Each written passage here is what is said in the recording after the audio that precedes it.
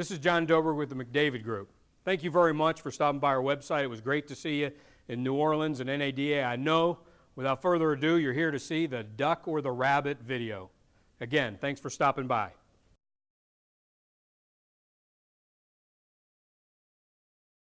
All right, let's talk about the duck or the rabbit. Which one did you see? There's an interesting story that I find works great with this analogy. And I read a story a few years ago about this wearisome traveler, a woman that 52 weeks out of the year traveled and would be gone for 7 days or 2 weeks at a time, and then get to go home for a little bit. And she was nearing the end of a really rough stretch of travel time. And one of the angles that she wanted to maximize was getting out on a Friday, nice and early, one of those 5 a.m. flights. But as you know, when you're flying at that time of the day, it could be a challenge because nothing is open with respect to maybe getting a quick bite or anything like that. Well, woman arrives at the airport and she's running a little late, and knowing that she needs to get a little something to eat and maybe something to read on the plane, she finds a kiosk and grabs a bag of cookies and a newspaper and throws it in her bag and then looks for a seat. And it's kind of a filled airport. And as she sits down, there's like one seat left, and she sits next to this young gentleman, and I'm going to use the word gentleman and maybe use that in loose terms, but she sits down and opens up the newspaper and starts fanning through it and reading it and so forth, and she's kind of locked into reading, and all of a sudden she hears this crinkling of the bag, the cookies. And the guy reaches into the bag and puts a cookie in his mouth. And she is just blown away. I mean, she cannot understand what in the world is going on right now. So she kind of looks over at him and, ready to start something and make a scene. But look, she's been traveling, she's tired, wants to just get home, doesn't need headaches. But she takes the cookies and kind of gives them a look like, hey, I just bought these are mine, and eats a cookie. And then something amazing happens. He reaches right back into the bag and puts another cookie in his mouth. And about this time, she's just blown away.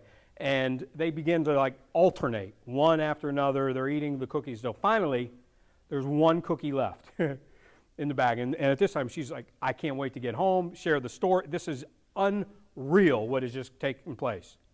And she's thinking, what is this guy going to do? I mean, is he going to have the audacity to actually take that last cookie? Guy reaches into the bag and does the unthinkable.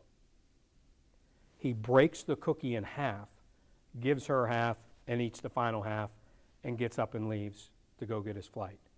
And she is just flabbergasted. So lo and behold, her flight, they call it, she's ready to go, the boarding has begun. She takes her newspaper, folds it up, puts it inside the bag when she realizes her bag of cookies are inside the bag. And the entire time, she had been eating his cookies.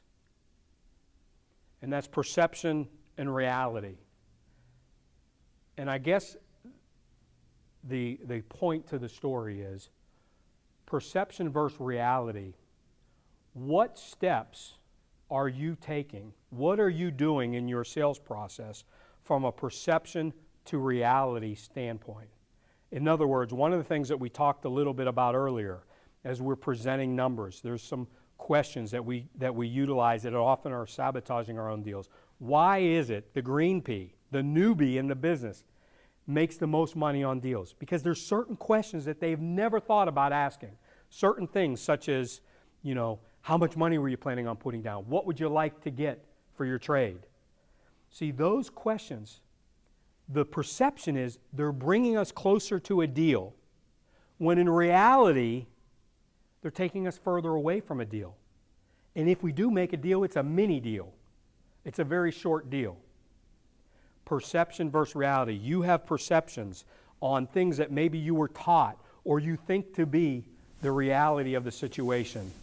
And the truth of it is, these questions are actually taking us further away. And we're going to talk a little bit more in depth about these specific questions.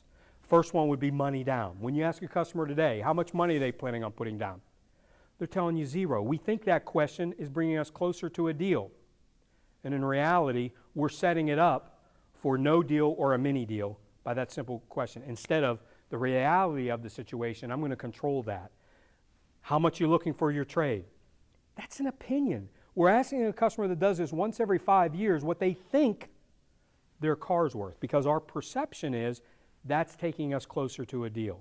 My manager, the guy desking that deal, is going to ask me that question. How much, where are we at? How much money do they have down? What are they looking to get out of their car?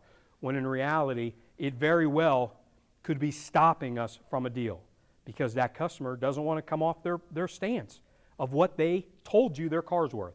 The only way they're changing that is if they can step over the line they just drew and said, hey, you were right, I'm wrong. You're far more knowledgeable at this than I am.